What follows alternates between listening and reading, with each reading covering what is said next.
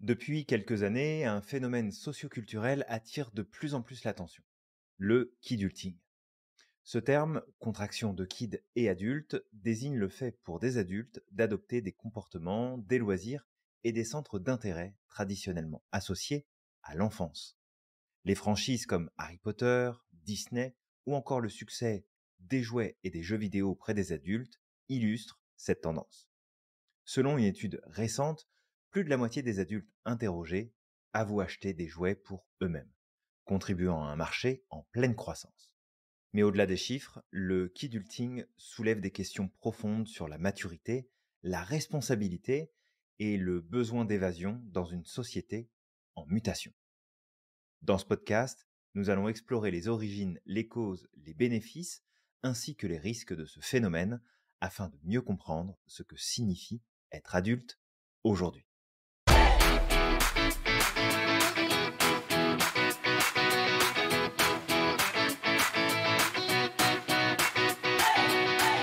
Salut Julien, Salut Camille. salut à toi qui nous écoutes et bienvenue dans ce nouvel épisode de la systémique du bonheur. Alors comme tu l'as compris, aujourd'hui on te vient avec un nouveau sujet, c'est le kidulting, le kidulting.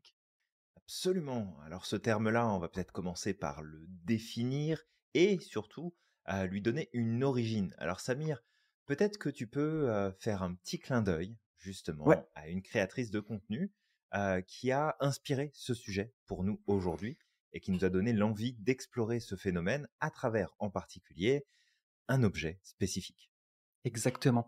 Alors en fait j'ai découvert une créatrice de contenu cette semaine qui s'appelle Just Elina. Je la connaissais pas avant, mais en fait c'est exactement le genre de vidéo que j'aime bien, c'est les personnes qui décrivent un petit peu les phénomènes socioculturels actuels, parfois Mhm, les dérives, parfois ce qui va bien aussi. Et en fait, mhm. elle parlait du phénomène, la bebe. Alors, La je pense que bobo. tu connais, peut-être, c'est ce que c'est que ce phénomène la boubou. Alors la boubou, c'est une petite peluche un petit peu démoniaque là qui est sortie, qui les gens s'en arrachent, tu sais, s'arrachent cette peluche un peu partout. Moi, je la trouve un peu démoniaque, tu sais, elle a un regard malicieux avec un sourire un peu malicieux Mhm, et les gens adorent en fait, adorent ça. Alors il y a aussi les contrefaçons, hein, les lafoufou, autre chose là. Mais en fait, du coup, elle parlait de ce phénomène-là et elle a fait le lien avec d'autres, d'autres choses qui existent comme le phénomène, tu sais, avec Harry Potter, avec Pokémon, etc. Où en fait, on a de mhm. plus en plus d'adultes qui s'arrachent des jouets, des peluches en fait, qui au départ, à première vue, peuvent être plus pour un public d'enfants. Et en fait, on assiste à de plus en plus d'adultes en fait, qui Mhm. vont s'acheter des peluches, des jouets, des objets kawaii, etc. Mais de toute façon, on va y revenir un petit peu plus, un peu plus loin en donnant des chiffres et tout ça. Ouais. Donc, salut à toi, Justelina, que j'ai découvert il y a pas très longtemps. Je sais pas si elle nous verra, hein, mais en tout cas, je vous invite tous à aller sur sa chaîne et peut-être à regarder cette vidéo-là sur le phénomène la boubou. Je pense que vous allez aimer. Ouais, En plus, elle est drôle. ça peut être Je super la trouve intéressant. super Mhm. drôle. Ouais, Ouais, elle a beaucoup d'humour. Exactement. ouais, vraiment. Fait que, on conseille fortement d'aller jeter un petit coup d'œil, voir en tout cas si ça peut t'intéresser.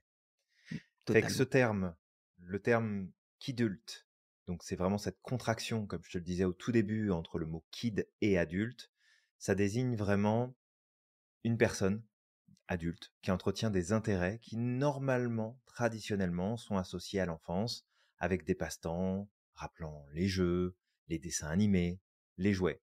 Et historiquement, ce terme-là, il a été utilisé dès les années 50 par l'industrie télévisuelle pour décrire justement les adultes consommant des programmes pour enfants. Ouais, exact. Alors tout à l'heure, j'avais parlé par exemple, d'autres choses que la boubou en fait, la bébé. Faut bien le dire Julien, la bébé. La Heu, bébé. Oui, sinon ça marche donc pas, on en perd le côté, tu sais, haut de gamme, classe c'est de la ça, bébé. c'est ça. Linda va aimer, je pense, ce podcast-là parce qu'on en avait parlé la dernière fois, lors d'une session de sophro à la fin. Ouais. Donc en fait, ce phénomène-là, il est devenu beaucoup plus mainstream et on Mmh. le voit avec d'autres franchises comme Harry Potter, comme Shrek, comme Mmh. Moi moche et méchant. Alors je Ouais, connais énormément avec d'adultes les mignons. qui s'arrachent les peluches mignons. Vraiment, j'en connais énormément. J'avais une amie sur Baltimore là, un couple Mmh. d'amis, et elle en avait partout chez elle. Tu vois des mignons, c'était drôle. Ouais. Et selon la Toy Association, En fait, entre 2020 et 2022, la vente de jouets aux États-Unis, donc je parle ici aux États-Unis, a Mmh. augmenté de 37%, en partie grâce aux adultes acheteurs. Un autre sondage en fait de 2021 qui révèle que 58% des adultes interrogés aux États-Unis ont acheté des jouets pour eux-mêmes. Donc en fait, on voit que c'est une grosse majorité. Alors je sais pas, je pense qu'il faut garder une certaine nuance parce que aux États-Unis, avant que je vienne habiter aux États-Unis, on m'avait Mmh. prévenu que les Américains étaient de grands enfants. Donc peut-être que culturellement, ici aux États-Unis, c'est beaucoup plus Facilement présent qu'en joué, ouais. France. Ouais. C'est plus Après, facilement ça augmente aussi en France, tu vois, par exemple. joué. Ouais, tout à fait. Puis Ouais. peut-être de nommer aussi, le fait qu'il y a certains contenus, il y a certaines choses, en fait, qui sont catégorisées comme étant «pour les enfants» entre Ouais. guillemets, parce que dessins animés, parce que, visuels justement qui rappellent un petit peu, les jeux d'enfance et cetera. Et le truc, c'est qu'il faut voir aussi qu'il y a toute une industrie qui s'est développée pour apporter sur ce design-là, sur cette dynamique-là, en fait, des produits et des services qui sont destinés, mais qu'aux adultes, qui sont pas destinés aux enfants, qui sont vraiment destinés pour des publics plus avertis. Donc, c'est aussi peut-être de faire bien la distinction entre l'adulte qui va peut-être se mettre à regarder les aventures de Oui-Oui le matin en prenant son café avant d'aller bosser, où on va être sur ce phénomène, Ouais. et l'adulte qui va potentiellement consommer des films d'animation, que beaucoup appelleront des dessins animés, mais qui sont des films d'animation, et potentiellement des mangas, mais qui sont justement adressés plutôt aux adultes, plutôt qu'à une cible d'enfants. Donc il y a certainement Exact, ouais. peut-être des nuances à mettre dessus, C'est mais ça. ce qui est quand même malgré tout intéressant, c'est que le marché qu'adulte, bah, justement, représenterait plus d'un quart de la valeur du secteur du jouet, soit Ouais. environ 1 milliard de livres sterling, selon une étude qui a été émise en 2023, avec une croissance de plus 6%, ce qui est énorme. Parce qu'1 milliard de livres sterling, je pense que ça fait facilement 1,3, C'est plus cher que le 1,4 dollar, hein, et 1,4 l'euro. milliards de dollars, et Ouais. d'euros aussi, c'est plus élevé. Donc facilement, il y a facilement un bel écart dessus. Il y a quelques centaines de millions, je pense, d'écart entre les deux. Ouais. Et bah, tu vois, c'est bien que tu as mentionné un peu sur la nuance parce que Mhm. tu parlais des mangas. Moi, je regarde, alors je regarde moins maintenant, j'en ai regardé beaucoup. C'est juste que j'ai moins le temps. Mais tu sais, si je pouvais avoir un peu plus de temps, là, si je m'organisais un peu mieux, je pense Mhm. que j'en regardais là. La semaine passée, je regardais Vinland Saga, par exemple. C'est un manga sur les Vikings. Tu sais, Ok. j'avais apprécié. Mais en fait, c'est sûr que c'est des dessins animés, par exemple, qui sont ouverts à tout âge. Enfin, tout âge. Vinland Mhm. Saga, c'est un peu sanglant, mais généralement, c'est ouvert à tout âge. Et si on va dans chez les Japonais, c'est très présent, ça. La vente de jouets, les mangas, etc. C'est très culturel. Oui, c'est Donc, ça, il y encore a une la fois, ça, culture qui rentre en jeu. Mhm. c'est ça. Et tu sais, même moi, hein, alors c'est pas moi qui les ai achetés, on me les a offerts, mais tu sais, j'ai une figurine, par exemple, Dragon Ball, qu'on Mhm. m'avait offert quand j'avais quitté mon travail, là, parce qu'on savait que j'aimais bien Dragon Ball quand j'étais gamin. Et puis, tu sais, je suis resté accroché. Les jeux vidéo, tu sais, avec un petit Game Boy, là, des fois, Mhm. où j'aime bien, justement, tu sais, avoir des anciennes consoles que je pouvais avoir quand j'étais un peu plus jeune. Ça Mhm. me rappelle un peu cette nostalgie-là. Et puis, bah, ça me permet de rejouer aussi à des jeux que j'ai joués plus tôt. Donc, en fait, faut juste garder à l'esprit que skiddleting est pas forcément mauvais. Tu sais, on parle de ce phénomène-là qui prend de plus en plus Tout à fait. d'ampleur. Il est pas mauvais en soi. Par contre, comme toute chose, il peut y avoir des dérives. C'est pour ça aussi qu'on fait ce podcast-là. Et peut-être Mhm. donner une dernière stat. En fait, il y a une enquête de Sago, donc Royaume-Uni, États-Unis, Canada, qui montre que la nostalgie motive l'achat de jouets par les adultes, donc 64% aux États-Unis, 64% au Royaume-Uni, pardon, Mhm. 60% aux États-Unis, 39% au Canada. Ils voient un effet régressif Mhm. ou un rappel de l'enfance. Ouais. Donc, faut savoir que skiddleting, il est de plus en plus accepté, surtout avec les nouvelles générations. Mhm. Ça devient beaucoup plus, je veux dire, commun.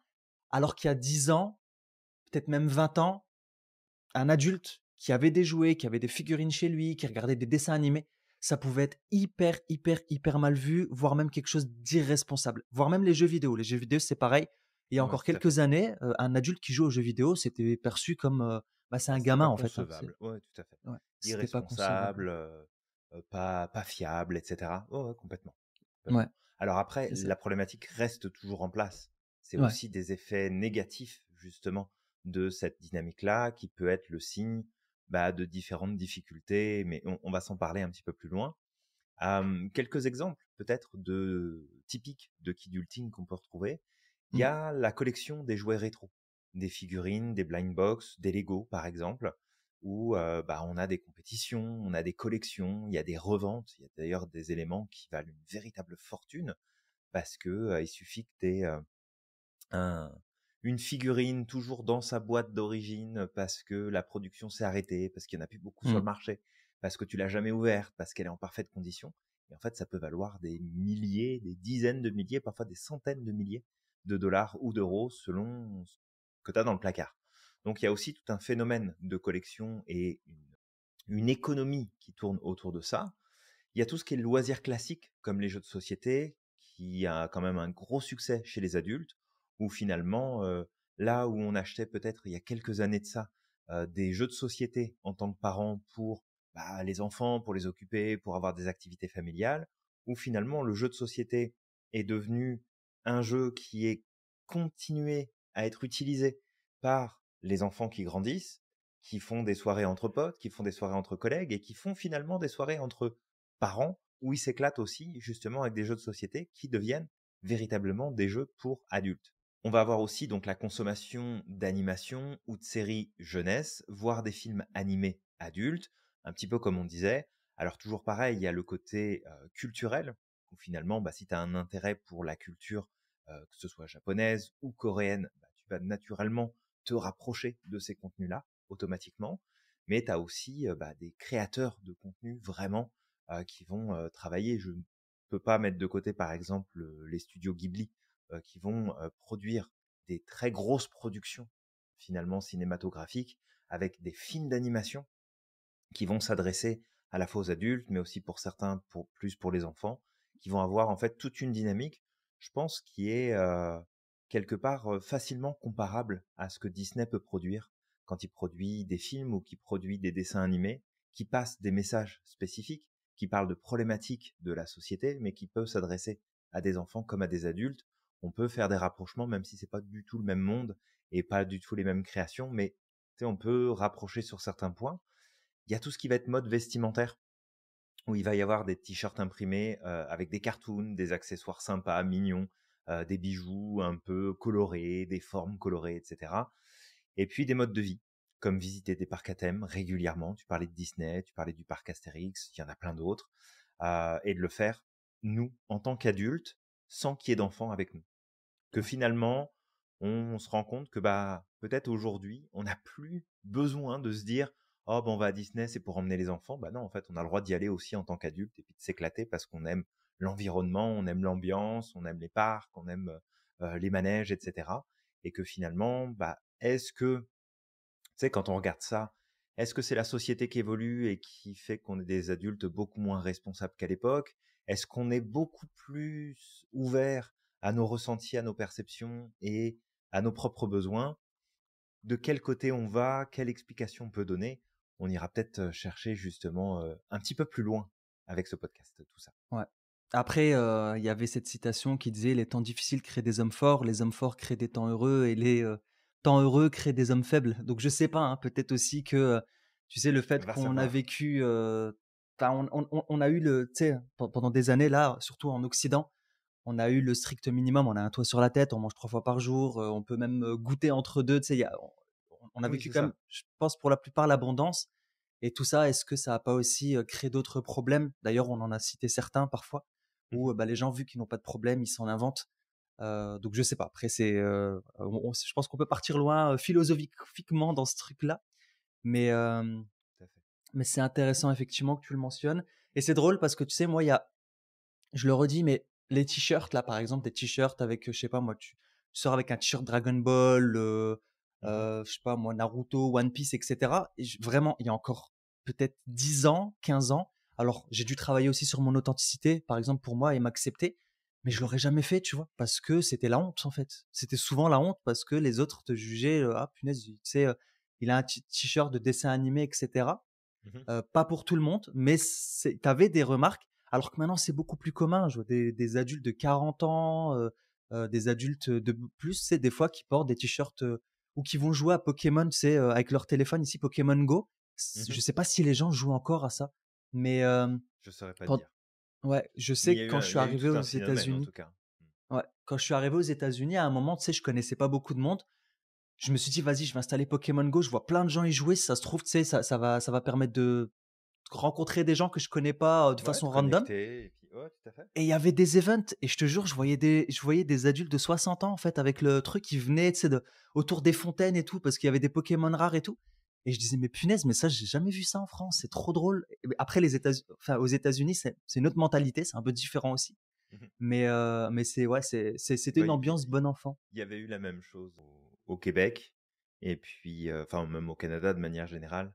Puis Ouais. après, bah, il y a eu tout un tas de problèmes parce que les gens rentraient à des endroits qu'ils étaient pas censés rentrer, enfin moi Les gens, j'ai ils vu rentrent des dans ton trucs des salon: «Ah, qu'est-ce que fois, tu fais là, en fait?» «Bah, il y a un Mewtwo, je sais pas, il y a un Pokémon rare chez ouais, c'est toi». ça. Moi, je me souviens être dans un magasin, d'avoir il y a une nana qui arrive avec son téléphone, elle traverse le magasin, elle rentre dans, l'espace derrière qui est réservé, en fait, aux employés où tu as, le stock et cetera et en fait, vraiment, tu as quelqu'un qui vient la voir et qui fait: «Mais qu'est-ce que vous faites là? Vous avez pas à rentrer là» et en fait, la nana, elle a juste dit: «Ah mais vous inquiétez pas, je fais que passer, il y a un ponyta à attraper, je l'attrape et puis je m'en vais, quoi». OK, What the fuck? OK. C'est C'est comme c'est original. tu oublié, en fait, comment ça fonctionne et qu'il y a des gens, qui ont pénétré, en fait, dans des endroits même dans des commissariats, ils allaient. Des trucs militaires aussi, Ouais, c'est ouais. ça, ils rentraient à des endroits où ils étaient pas censés rentrer et en fait, ils étaient partis dans un délire de: «Non, mais il faut que je passe là parce qu'en fait, il est à cet endroit-là. Le Pokémon que je dois attraper est à cet endroit-là». Donc Mmh. après on est tombé peut-être sur certaines personnes, dans des phénomènes qui sont Qui juste prennent hallucinants, beaucoup de quoi. place, ouais, Mais effectivement. c'est une autre histoire. C'est une autre histoire, effectivement. Mais en tout cas, ouais, c'est intéressant et on le redit, hein, c'est pas forcément quelque chose de négatif. Il y a des dérives qui sortent, en fait, qui Mmh. découlent de ce kidulting et c'est là où il va falloir faire attention. Mais en soi, c'est pas forcément quelque chose de négatif, tu sais. Alors moi, par exemple, je te parlais des figurines. Moi, ça me dérangerait pas de m'en séparer. C'est des figurines qu'on m'a offert. Tu sais, Mmh. c'est pas le truc qui me branche le plus. Mais par exemple, les consoles de jeux vidéo à l'ancienne, là, moi, Mmh. tu sais, j'aimerais bien un jour me faire une petite collection, tu vois, juste récupérer mon ancienne Nintendo, tu sais, ma SNES, Mmh. les Game Boy, tu sais, j'ai mon ancienne Game Boy là, que j'avais réussi à récupérer. Il y en a une que je dois réparer. Donc j'ai des anciennes collections comme ça. Je les utilise pas forcément, mais Mmh. tu sais, ça me fait du bien une fois de temps en temps de me dire: «Ah tiens, il y avait un jeu que j'aimais bien, j'ai envie de le redécouvrir», tu vois? Et Mmh. d'y rejouer. Et ça, moi, c'est ça. S'il y a un truc, même si je joue pas aux jeux vidéo parce que j'ai pas le temps, mais j'aimerais bien avoir ce temps-là. Mmh. Mais c'est le truc, tu sais, que j'aimerais bien. J'aimerais bien avoir une collection d'anciens jeux, tu sais, Sega, etc. Et c'est là qu'on va justement passer à la suite. C'est quoi les causes de ce kidulting, bordel de merde? Euh, les On causes vient de se faire possibles. démonétiser. Bravo Samir. Pardon, je vais mettre un bip. Je vais mettre un bip à la place s'il faut, c'est pas grave. On s'en fout.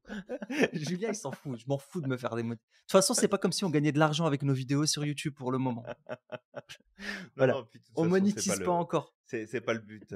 Moi, je trouve insupportable cette espèce de bien-pensance à la con où ils vont te. Tu sais, je comprends qu'il y a certains contenus ou certains mots bah, qui sont pas adressés à tout le monde. Puis notre podcast, il est pas adressé aux enfants, bah, de toute façon. Ouais. Donc, je veux Ouais. dire, ton gamin, il a rien à faire à nous écouter, même s'il y a certainement des choses qui peuvent être intéressantes pour lui. Ouais, Mais c'est à toi de faire le lien entre nous et bah, tes c'est enfants. ça. Ce serait mieux. Mais je trouve ça particulièrement insupportable quand, bah après c'est mon ressenti, hein, mais quand j'écoute quelque chose ou quand je regarde une vidéo où tu le sais très bien le mot qui est utilisé et tout le monde Mmh. le sait très bien le mot qui est utilisé et qu'en fait t'as des bandes noires, t'as du floutage, t'as des bips toutes les 30 secondes parce qu'il y a des mots qu'on n'a pas le droit de dire, le suicide, invasion, le machin, le truc, le bidule, c'est C'est juste ça. insupportable en fait. Ouais. On est en train de prendre, je trouve, puis après on va avancer sur autre chose là, mais on est en train de prendre une direction de considération complètement débile où on déresponsabilise l'individu. Et je veux dire, c'est pas parce que tu vas utiliser un mot que ça y est, c'est la fin du monde là. C'est une espèce de forme d'endoctrination à la bien-pensance qui Ouais. m'insupporte au plus haut point, qui, je trouve, est un véritable danger. Mais bon, c'est autre chose.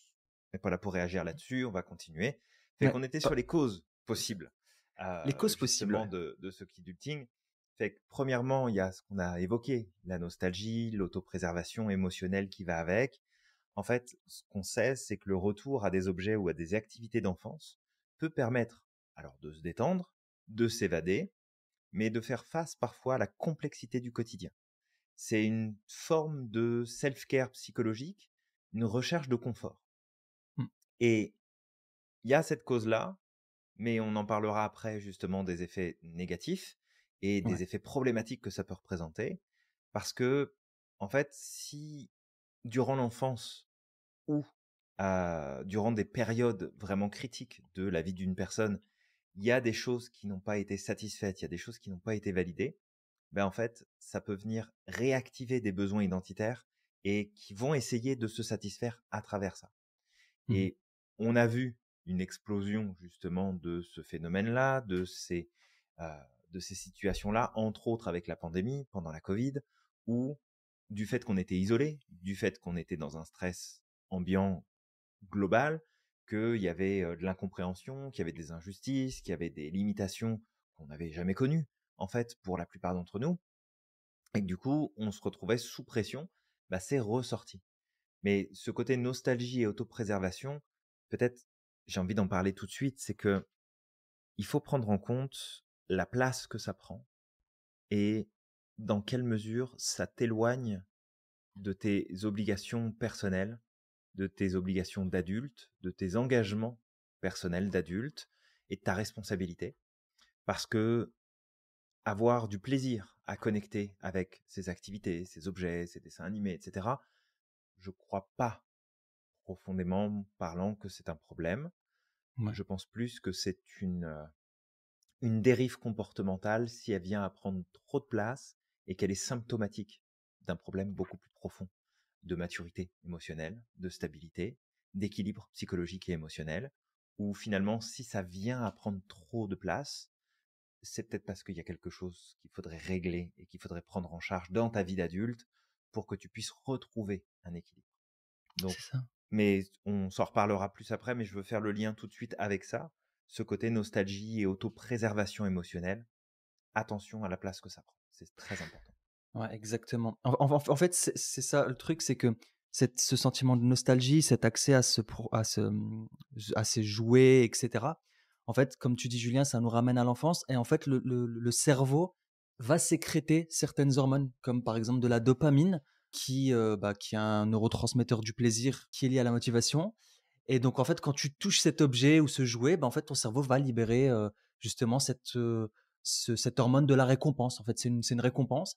Il peut y avoir même de l'ocytocine, en fait, qui peut être, libérée parce que c'est une hormone du lien social. Vu que ce jouet est en lien avec des souvenirs, avec des choses qui sont en lien, à ton enfance, en fait, ce sentiment de nostalgie-là peut libérer à ce moment-là de l'ocytocine et il y en a d'autres, hein, comme de la sérotonine et de l'endorphine et cetera et donc en fait, c'est tout ça qui va amener ce sentiment-là de: «Ah, je me sens mieux, je me sens en sécurité, je me sens dans ma petite bulle», en fait. Quand tu as accès Ouais, à ces jouets d'enfance ou une peluche et cetera comme qui te fait voyager à travers le temps, en fait et tout à c'est fait. pas comme tu le dis Julien, c'est pas forcément quelque chose de mauvais. Ça va être mauvais si ça devient une béquille, en fait. Si ça Ouais, devient une béquille, là, ça va être mauvais mais encore une fois, on reviendra dessus et c'est bien aussi d'avoir mentionné que la pandémie, elle a amplifié aussi cette tendance-là parce qu'elle a créé beaucoup, beaucoup d'insécurité, cette pandémie-là. Les gens vraiment. se sont retrouvés seuls aussi, très souvent et le fait de repartir en nostalgie, d'avoir justement ces objets-là, permet en quelque sorte de retrouver un semblant de lien social, tu vois? Ou un semblant de réconfort, en fait. Tout à Hem, fait. il y a un autre phénomène aussi, alors une autre cause possible, encore une fois, on va décrire quelques causes, pas toutes les causes, on n'est pas non plus dans une étude sociologique, hein, Julien, Mhm. mais on a remis en place certaines causes. Donc c'est, l'infantilisation assumée, encore une fois, de la société postmoderne. En fait, il faut savoir que les normes traditionnelles de l'âge adulte sont remises en question maintenant par beaucoup de générations, surtout la nouvelle génération. Et en fait, le kidulting, il devient un état de maturité beaucoup plus ludique, désinhibé, en fait, parfois même qui est valorisé par les médias. En fait, Mmh. on peut même le voir comme une espèce de recherche d'authenticité, tu vois, à Ouais. travers le kidulting. Tu vois, Mmh. d'accepter cette part d'enfant, d'accepter cette part de nous au final. Donc, le changement des valeurs sociétales amène aussi un peu plus cette acceptation du kidulting. Aussi, peut-être le dernier truc que je vais mettre en lumière, c'est que les industriels et les médias Mmh. tirent parti de ce kidulting parce que Mmh. vu que c'est un marché en expansion, ils surfent sur cette tendance. Ils surfent sur Ouais, cette tendance. et il faut pas oublier que le divertissement est l'un des domaines commerciaux Mmh, qui génèrent le plus de fric à exactement. travers le monde. Ouais, Le divertissement, exactement. ça fait partie du top des industries qui génèrent le plus d'argent à travers le monde.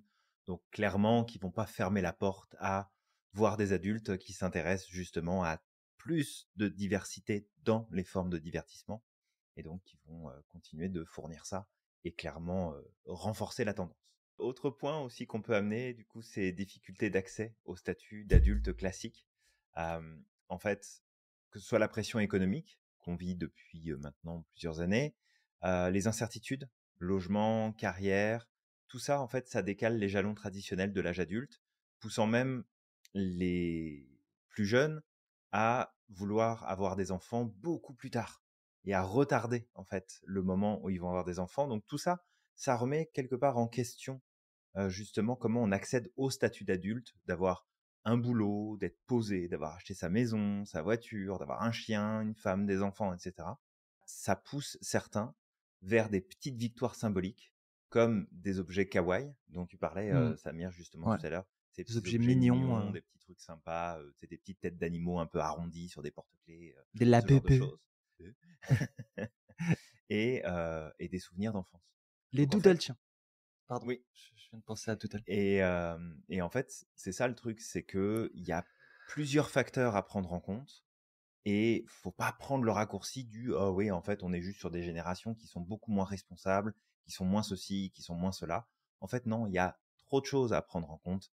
Il y a trop d'éléments divers à vraiment mettre dans l'équation pour vraiment comprendre d'où est-ce que ça vient et ce que ça représente. Ouais, Alors, on a évoqué depuis tout à l'heure plein de choses. On va peut-être se concentrer ici sur les points positifs. ouais. Le premier que j'aimerais partager justement sur les points positifs, c'est mode d'apprentissage et de créativité qui sont renouvelés.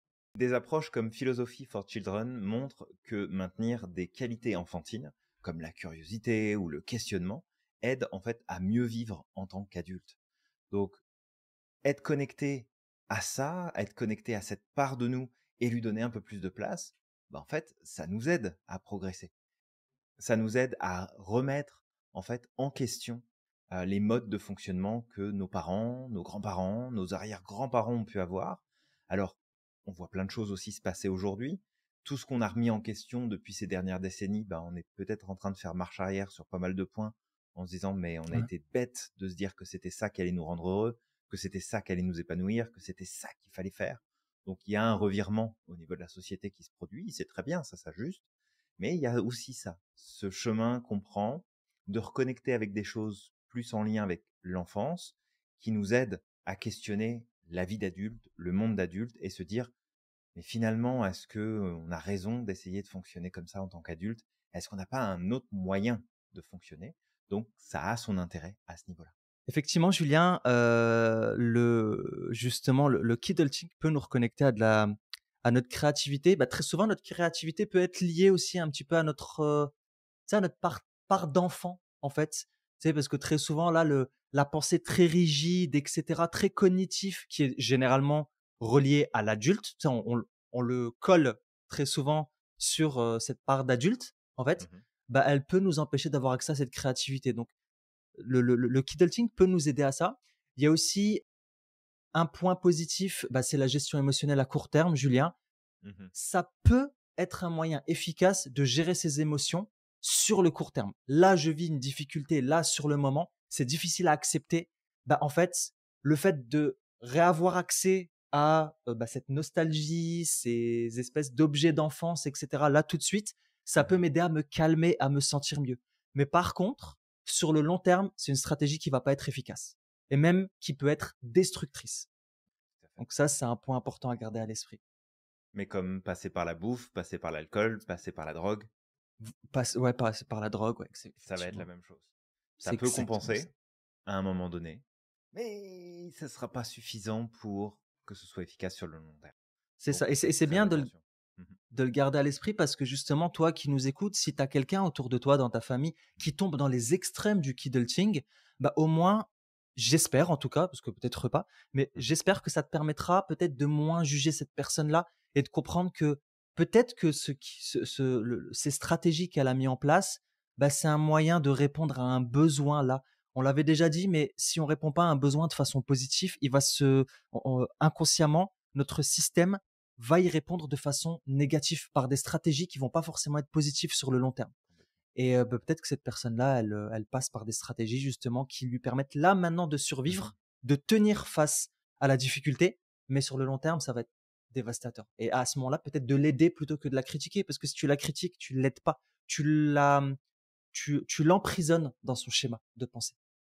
Ouais. Et tu vois, ça me fait penser à, ces reportages, ces émissions qu'il y avait eu il y a quelques années de ça, où, ils montraient en fait des adultes qui, vont faire appel à des services, nurturing et Ok. qui vont en fait, s'habiller en nourrissons. Qui vont porter des couches, qui Ah, vont se faire j'avais vu nourrir au ça. Ouais. biberon, qui vont ramper, qui vont, vraiment, marcher à 4 pattes, où en fait ils vont complètement régresser pour qu'on s'occupe d'eux, pour qu'on leur prenne, les prenne dans les bras, pour qu'on leur donne le biberon, pour que De ceci, pour que l'attention. cela. Mm. Et en fait, quand tu regardes ça de l'extérieur, tu te dis: «Mais c'est quoi ça, en fait?» On fou. Mm. Bah, c'est de comprendre que ça peut aller jusqu'à ce stade-là et que, bah, personne, en fait, n'est à l'abri, heu, d'avoir justement des comportements comme ça qui se développent, surtout quand on a une base qui est pas stable et qu'on a des besoins qui n'ont pas été satisfaits, qu'on vit de la pression, qu'on vit tout un tas de choses qui sont difficiles, qu'on n'est pas accompagné là-dessus. Et la question de la santé mentale, elle est plus que primordiale aujourd'hui, plus que jamais. Et il faut continuer de poser ces questions-là parce que on part pas dans la bonne direction. On l'a déjà dit dans un précédent podcast, mais les moyens diminuent. Il y a de moins en moins de professionnels qui sont disponibles. Il y a de moins en moins de services qui sont ouverts. Donc, Mm.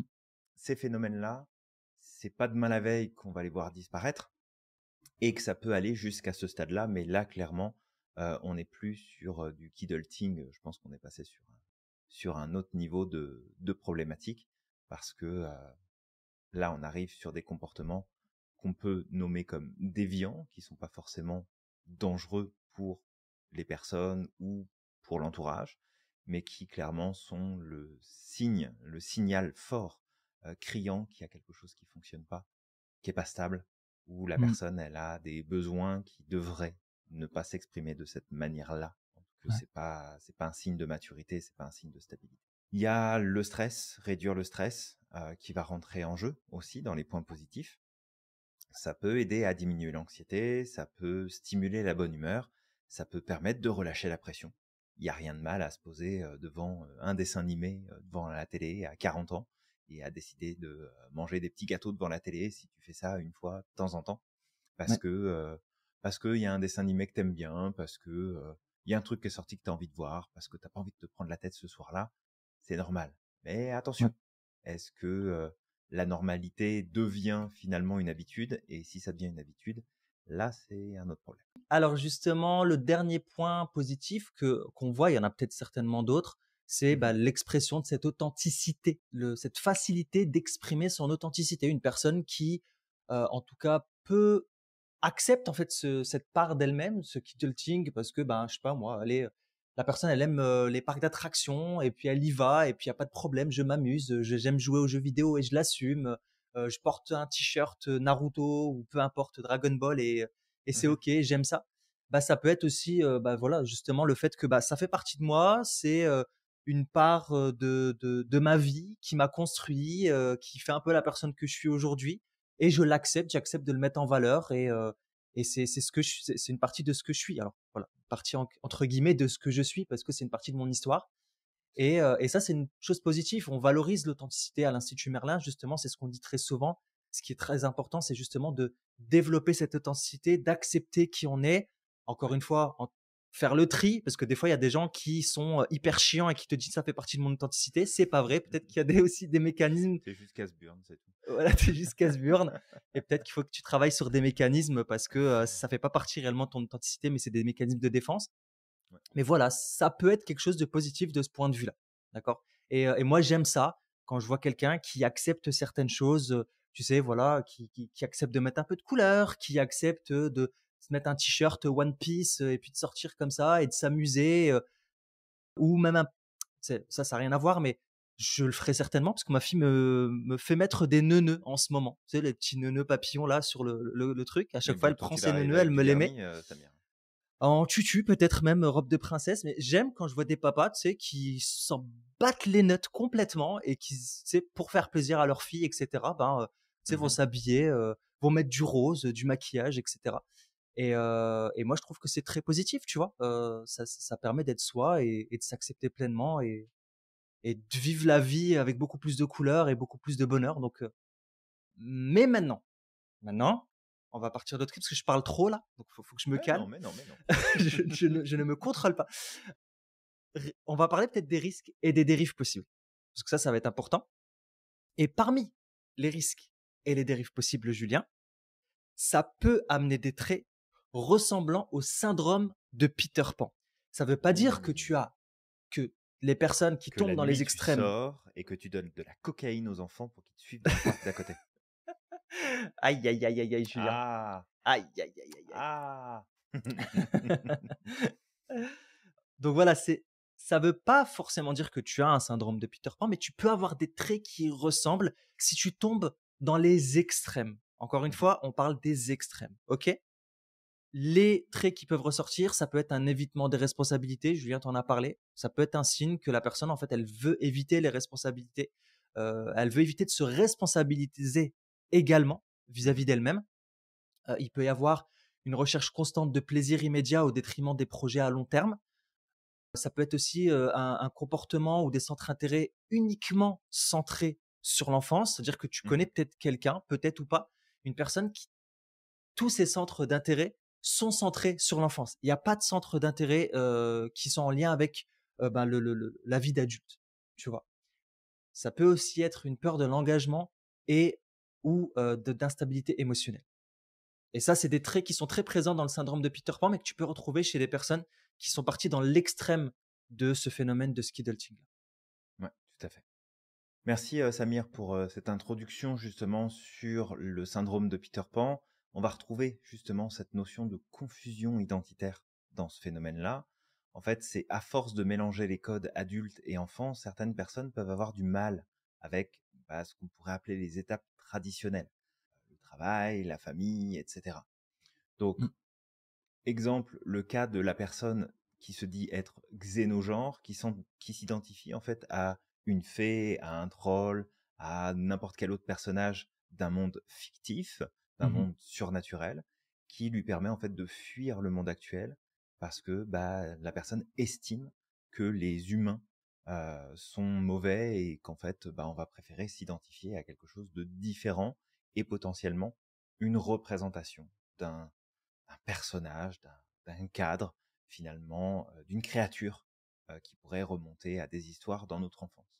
Mais Ouais. ce genre de phénomène, bah, c'est pas à prendre non plus à la légère parce que c'est le symptôme d'une souffrance qui est là, qui est pas nécessairement entendue, qui est pas nécessairement verbalisée, et finalement, ça reste un mécanisme de défense pour la C'est personne. ça. Et dire que c'est un fonctionnement qui est normal, non, ça ne l'est pas, parce que quand tu entretiens des comportements et des attitudes qui te font de facto être rejeté de la société, et pas parce que la société ne t'accepte pas, mais parce que toi-même tu n'acceptes pas la société, bah en fait tu peux pas être fonctionnel, ça peut pas aller dans le bon sens. Ouais. Et attention ici, parce qu'on aime bien mettre des nuances, je suis pas Mhm. en train de dire qu'il faut accepter la société telle qu'elle est et puis la laisser comme elle est. On peut la Bien faire sûr. évoluer, on peut la faire grandir, mais ce n'est pas en étant en dehors d'un système, en rejetant un système, que tu vas permettre au système de pouvoir avancer, de pouvoir progresser. En Mm. fait, c'est un mode de fonctionnement qui est contre-productif et qui est surtout très pénalisant pour toi, si jamais c'est toi qui décides de sortir complètement et d'avoir du coup des considérations identitaires ou comportementales qui t'empêchent d'être fonctionnel dans le monde dans lequel on vit aujourd'hui. Peut-être que dans 50 ans, dans 200 ans, on aura des fées et des lutins et il y aura une société qui sera basée sur des fées et des lutins. Peut-être. Mmh. Mais aujourd'hui, en Peut-être. tout cas, il y a peu de chances que tu puisses survivre très longtemps en tant que Je ne serai lutin plus ou là que à ce fée ou moment-là. que troll. Heu, Ça va être compliqué. Ton quotidien va être très compliqué. ouais, bah, après, tu sais, moi, je m'identifie à Dracofeu et puis, je vis ma vie tranquille et toi, Merlin, hein, on peut en parler de Merlin? Ah, mais moi, je le Mais vis voilà, très bien. je Je rigole, suis dans ma grotte et je ne parle à personne. c'est ça. Non, mais voilà, c'est vrai que cet exemple-là de la fille, c'est une fille ou un garçon, je sais plus, mais qui s'identifiait à une fée, je l'avais vu une fois, c'était dans un Ouais. reportage, un truc comme ça Ouais, elle avait des et c'est oreilles vrai d'elfe, que etc. Je ouais, en vois de plus, qui ouais, tu c'est parles. vrai qu'elle s'était mis des oreilles d'elfe et tout et en fait, ce qui ressortait, c'était que la cause, c'est justement qu'elle avait du mal à s'identifier, en quelque sorte, à la race humaine parce que Mm. pour elle, la race humaine, c'était méchant, c'était mauvais, les adultes étaient méchants, étaient mauvais et en fait, ben, c'est comme tu dis un mécanisme de défense et c'est aussi une réaction qui est polarisée, qui va à Ouais. l'extrême opposé de plutôt que: «OK, bah, je vais accepter qui je suis et je vais accepter qu'effectivement, il y a aussi des parts d'ombre, en fait, chez l'être humain, Mhm. et qu'il y a un peu de tout, il faut tout pour faire un monde». Bah, en fait, la personne, elle va fuir dans une nouvelle identité qui n'existe pas et Tout elle à va fait. s'inventer un monde, en fait, et malheureusement, bah, en fait, c'est ça, c'est que cette personne-là, bah, c'est difficile pour elle de s'insérer en société. Elle finit isolée ou avec des personnes qui sont comme elle. Après, je sais pas s'il y a beaucoup de lutins et d'elfes, hein, sur terre. Il y a des gens qui pensent qu'il y en a en Écosse, il me semble, mais c'est pas grave.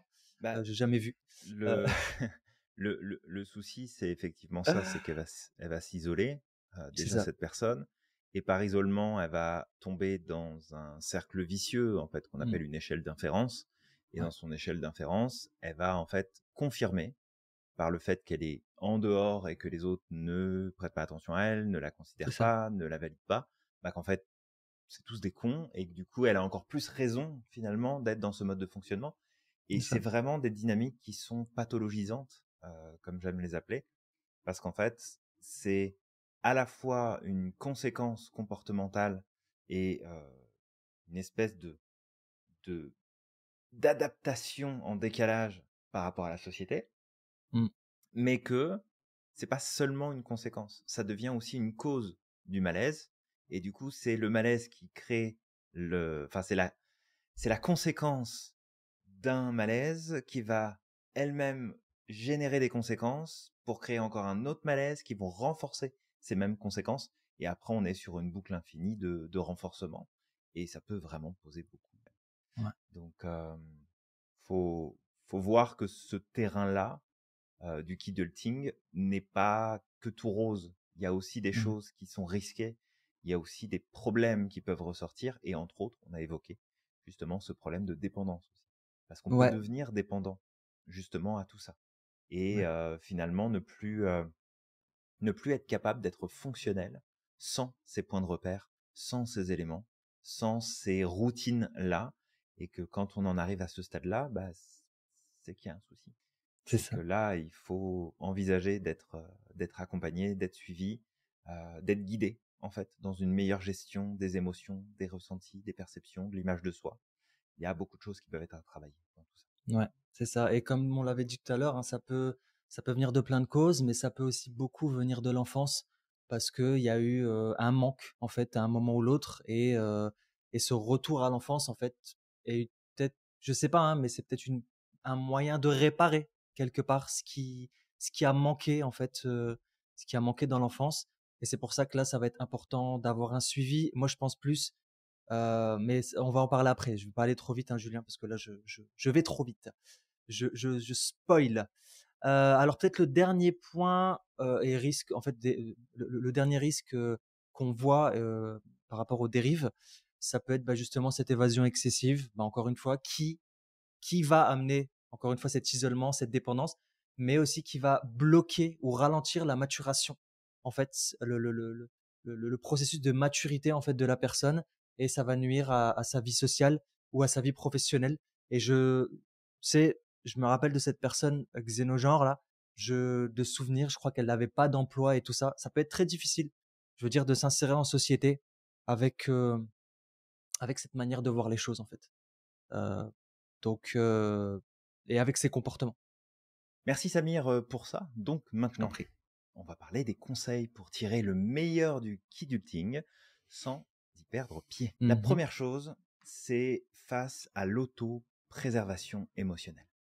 C'est hyper important que si tu pars dans les stratégies du kidulting, si c'est pour une question d'émotion, d'instabilité, de surcharge, d'inconfort, d'abord c'est de reconnaître tes émotions.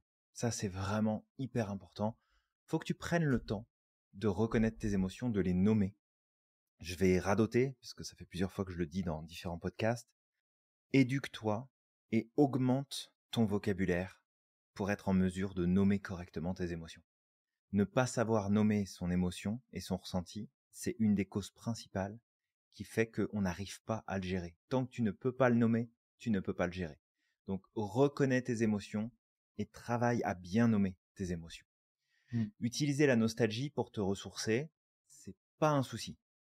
Par contre, si c'est pour fuir tes problèmes et fuir ta réalité, pour être en mode je veux me reconnecter à une période de ma vie où finalement j'étais tranquille, je me posais pas de questions, tu sais quoi, c'est exactement ce que font les personnes avec un profil suicidaire.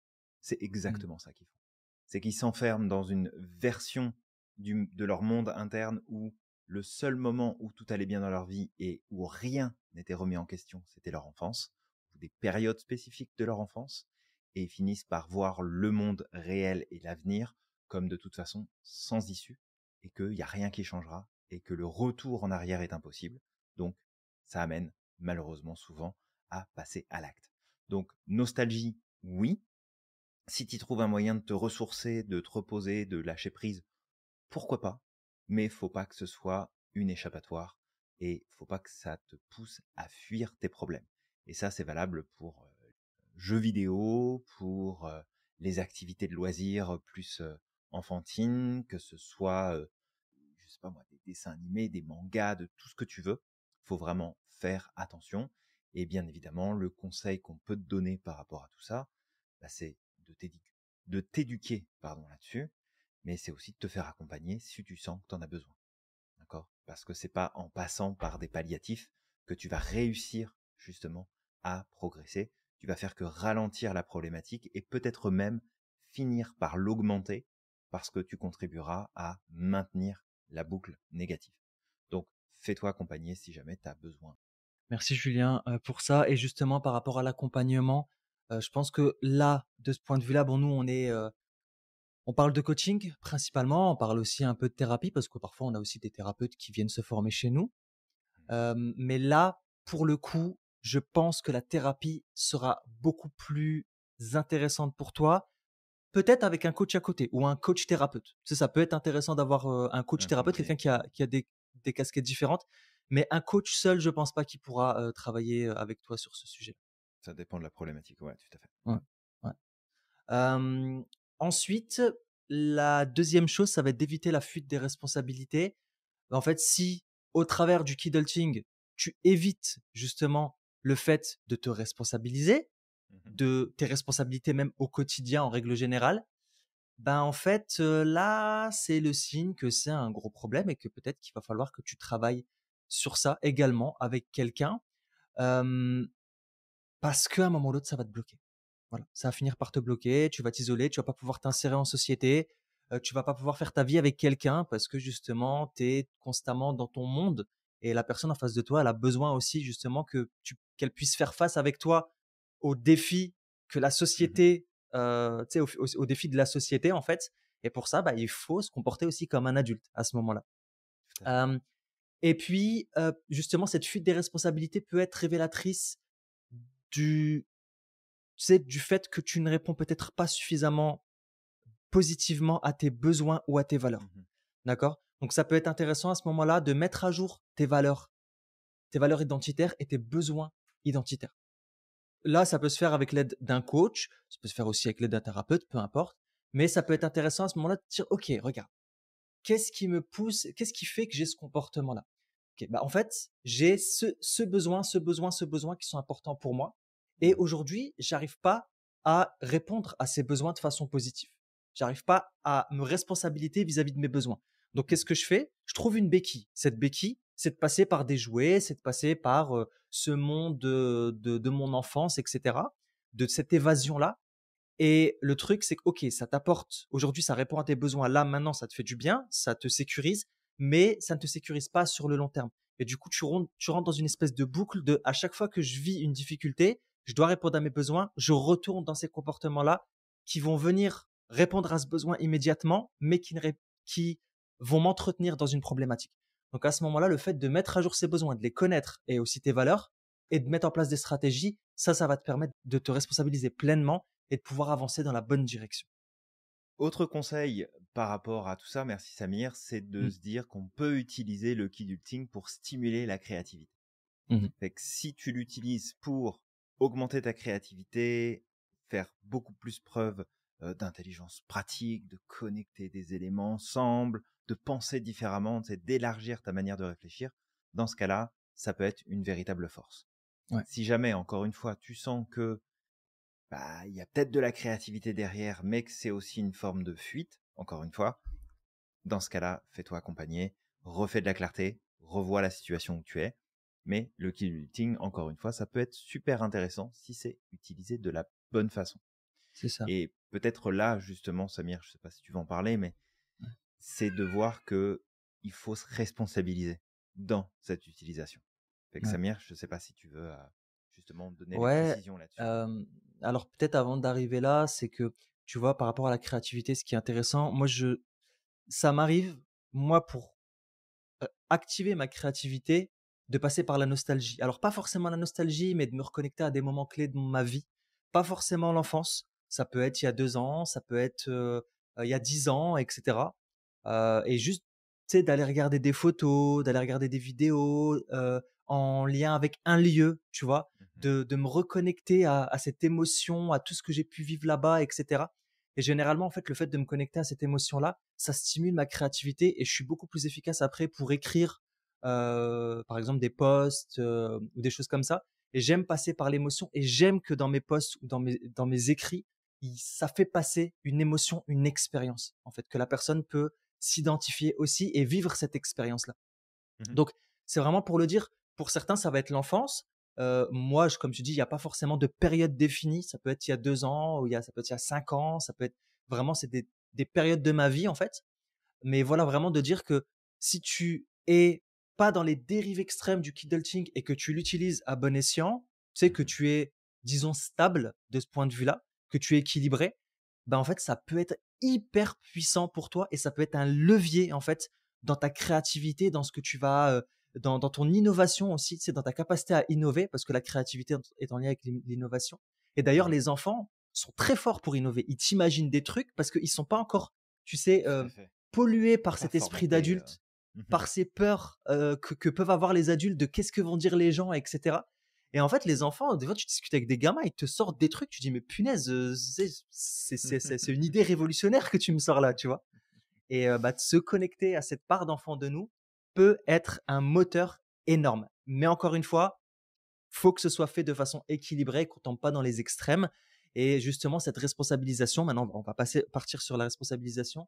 En fait, les dérives du kidulting, on parle vraiment des extrêmes, Mhm. amènent à une aversion ou une peur de ces responsabilités. Très souvent, elles sont motivées par une aversion, une peur des responsabilités, de l'âge adulte. Pour certains qui sont dans les extrêmes, ben, en fait, ils ont cette peur peut-être de l'âge adulte, de prendre les responsabilités, de prendre des risques, de la société aussi. Et du coup, là, à ce moment-là, ça va être important de reprendre son pouvoir, si on est dans ce cas de figure-là. Vraiment de se responsabiliser et de se dire, écoute, ok, c'est bien, j'aime bien ma vie d'enfant, j'aime bien me connecter à ces moments-là. C'est une période de ma vie qui a été extraordinaire, qui m'a permis de m'évader, qui me permet de me reconnecter à de la sécurité. Mais aussi, en même temps, j'ai peut-être 37 balais, j'ai peut-être 40 balais et la réalité fait que je dois affronter le monde. Mhm. Et bah, il va falloir, quoi qu'il arrive, que je joue avec les codes, en fait. Que je joue avec ces codes-là. Je sais pas Ouais, si c'est complètement. clair, hein, Julien, peut-être que j'espère que ça l'a été. Bah, je pense que c'est clair, ce côté de responsabilisation qui est de toute façon au cœur de beaucoup de ce qu'on fait, puis de notre message Mmh. et de ce qu'on enseigne à l'Institut. Mais la responsabilisation amène la liberté, amène le, la progression, amène tout un tas de choses. Et que C'est bon, si tu prends pardon. la voie du kidulting, mais que tu le fais avec responsabilité, mais dans ce cas-là, ça t'empêche pas en fait de mener une vie qui est fonctionnelle, d'avoir des résultats, d'avoir un super boulot, d'avoir des revenus intéressants, de fonder une famille. Je veux dire, il y a rien qui t'empêche de combiner les deux. C'est à Mmh, partir du moment en fait où tu oublies tes responsabilités que là ça devient problématique. Et du coup, il faut essayer le plus possible de garder en tête que la liberté que t'offre l'âge adulte vient avec son lot de responsabilités. Et c'est ça, si tu prends pas tes responsabilités, dans ce cas-là, t'es pas un adulte et tu laisses les autres décider pour toi, mais t'as rien à dire dans ce cas-là. c'est ça, c'est ça, Tu acceptes qu'on prenne des responsabilités à ta place et qu'on choisisse à ta place. Donc, si tu vas avoir exactement. la paix et la liberté, sois adulte et sois responsable. Ah, et si tu veux tirer pleinement parti de ce kidulting, sois responsable. Parce que encore une fois, c'est Absolument. ça, c'est que, tu sais, c'est important de se reconnecter à sa part d'enfant. C'est une part de nous, elle est là, elle nous permet de briller, elle nous permet d'être unique, elle nous permet d'être Elle est authentique. géniale. Elle est géniale, ouais, c'est ça, elle est hyper géniale. Même avec les enfants, tu sais, moi je vois avec ma fille là, des fois je joue, enfin, tu sais, je me reconnecte énormément en fait à ma part d'enfant avec elle. Là récemment, tu sais, j'avais une petite peluche Pikachu qui traînait comme ça, tu sais, elle date d'il y a Pika très pika. très longtemps, c'est ça. Bah, en fait, tu vois, je l'ai donnée à ma fille, elle traînait, elle était là quelque part dans la maison. Je l'ai donnée à ma fille et en fait là tous les jours, elle me bassine avec les Pika Pika, tu sais, elle arrête pas de me faire des Pika partout à chaque fois. Elle parle en Pikachu, OK? Et je trouve ça hyper mignon, tu vois? Et justement le fait d'avoir cette part d'enfance, c'est elle peut égayer tes journées. Elle peut égayer ta vie, elle peut te permettre de créer des relations hyper positif avec les gens qui t'entourent en fait. Tu Mhm. vois? Mais j'aime Ouais, pas complètement. tu sais, moi j'aime pas tu sais, cette société, une société qui est formatée où tout le monde est pareil, où tout le monde doit respecter les mêmes codes, où tout le monde doit, tu sais, voilà, tu sais, moi ce genre de personnes-là, je les trouve ennuyeuses en fait. Donc voilà, je trouve vraiment que toi qui nous écoutes, justement, et je vais dire le contraire, Julien, si tu es dans l'extrême opposé et que tu es en rejet complet de tout ce qui peut te connecter à ton enfance ou de tout ce qui peut t'amener à revivre un peu ton enfance, bah, tu as un C'est sérieux pas mieux. problème aussi. Ouais, c'est pas mieux. C'est pas mieux. C'est pas mieux. Donc voilà. Donc nous, en fait, ce qu'on va chercher, c'est ce juste milieu. Accepter cette part d'enfance, se connecter à la part de vie adulte et Mhm. d'essayer de jouer avec les deux pour tirer parti de ces deux forces-là parce que les deux amènent de la force. Et si tu te déconnectes de l'un pour laisser l'autre prendre toute sa place, bah là, ça va être Il un y a plus moment ou l'autre d'équilibre. compliqué. Ouais, il y a plus d'équilibre. Donc voilà, juste pour rappel, encore une fois, c'est pas mauvais en soi. Maintenant, les causes qui peuvent amener à un kidulting extrême, tu vois, peuvent Mhm. être beaucoup plus profondes, peuvent être en lien avec des, des manques, des manquements, des manques, une Des certaine traumas, instabilité, Mhm. ouais, des Ouais, traumas, il peut y avoir effectivement, des plein de traumas. choses. C'est vrai que les traumas peuvent jouer là-dedans chez Mhm. certains individus. Et à ce moment-là, bah, ça peut être intéressant, tu sais, de remettre à jour tout ça et d'éviter de ces mécanismes de d'autruche en quelque sorte, de bah, plutôt que d'affronter la réalité, je vais mettre ma tête sous terre et je vais Mhm. attendre que les choses passent parce que bah ok, peut-être que sur l'instant présent, c'est une stratégie qui fonctionne, mais sur le long terme, tu vas vivre de la dépression, tu vas vivre de l'isolement, tu vas vivre des difficultés et bah va falloir travailler sur ça en fait. Les problèmes ne disparaîtront, tu sais, ces Absolument. problèmes-là ne disparaîtront pas d'eux-mêmes. Voilà. Non, Punaise, j'ai du mal aujourd'hui, Julien, avec c'est pas oula, parce que tu le vois pas que ça n'existe pas. c'est exactement ça. Pense aux enfants que quand ils se cachent les yeux, ils pensent qu'il n'y a plus rien derrière. Si tu fais pareil à l'âge adulte, ça va être très compliqué. C'est ouais, c'est vrai. C'est vrai. Fait C'est que, vrai, c'est vrai. voilà. Bon, bah, Julien, je pense qu'on a fini. On a fait le tour de ce podcast. J'espère que toi qui nous Absolument. écoutes, tu trouveras ça clair et que, ben, en fait, on a permis d'avoir à nos auditeurs et à ceux qui nous regardent, d'avoir une vision un peu plus claire de ce phénomène et plus tolérante parce qu'il y a ça aussi, c'est que si tu as quelqu'un dans ta famille qui tombe dans ces extrêmes, la juger ne l'aidera Ouais, pas. c'est ça. Non. La Au lieu de critiquer ne juger, l'aidera pas. questionne-toi, puis essaie de savoir s'il y a quelque chose qui peut l'aider à avancer, au contraire, C'est qui ça. peut Si tes l'aider parents, à aller de peut-être que ça l'avant. peut être aussi en lien avec l'enfance. Peut-être que c'est pas à cause de toi, parce qu'il y a ça aussi. Il y a peut-être des parents qui se diront: «Ah merde, qu'est-ce que j'ai fait de mal? Peut-être que je lui ai pas donné Ouais, c'est pas suffisamment forcément de toi, d'affection». hein. C'est ça, Ça ça vient ça pas vient pas forcément de forcément de toi. toi. Ouais, Mmh, ouais. complètement. Donc voilà. OK. Donc, toi qui nous écoutes, qui nous regardes, comme d'habitude, on t'invite à liker, commenter, partager, t'abonner si c'est pas déjà fait. Et puis, on va te retrouver pour un prochain épisode très rapide. Exactement. Alors moi, je vais t'inviter à croire au maximum en ton potentiel et de ne pas oublier d'être extraordinaire chaque jour. N'oublie pas non plus à quel point t'es magique et que t'as le pouvoir de réaliser absolument tout ce que tu souhaites. Et on te dit à la À la prochaine. prochaine. Depuis quelques années, un phénomène socio-culturel attire de plus en plus l'attention. Le kidulting. Ce terme... Putain, Julien, tu fais exprès. Ça Arrête de va jouer avec la aller, caméra. Julien. Ça va. C'est juste que je vois J'arrête. l'image bouger, du coup ça me perturbe. Mais ça va aller. Concentre-toi, Julien. Concentre-toi. Depuis quelques années, un phénomène socio-culturel... Attends, je vais te cacher. Comme ça, je te Tu veux vois que plus. j'enlève ma tête? Voilà. Non, Ma non, tête c'est est bon. bizarre, c'est ça? Non, c'est parce que je te vois te bidonner, alors du coup ça me fait rire. Ce terme, contraction de kid et adulte... Non mais Raven, sérieusement, allez. Je t'entends rire, ça suffit. Je te vois pas, mais Ok. je t'entends.